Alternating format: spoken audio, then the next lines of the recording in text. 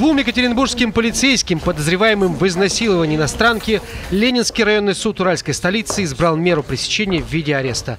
Одному реального с содержанием в следственном изоляторе, второму домашний арест. Судьбу третьего их коллеги суд решит в понедельник. Накануне стало известно о начале расследования безобразного инцидента, произошедшего в минувшую субботу после празднования Дня города.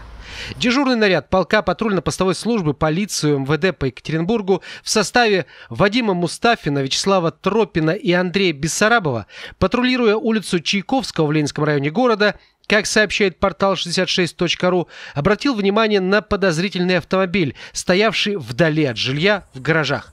В машине было двое, парень и девушка. Как предполагается, девушка занималась оказанием услуг интимного характера, а парень был ее водителем или даже сутенером. При проверке документов выяснилось, что у 22-летней мадмуазель нет российского гражданства. Она является гражданкой Казахстана.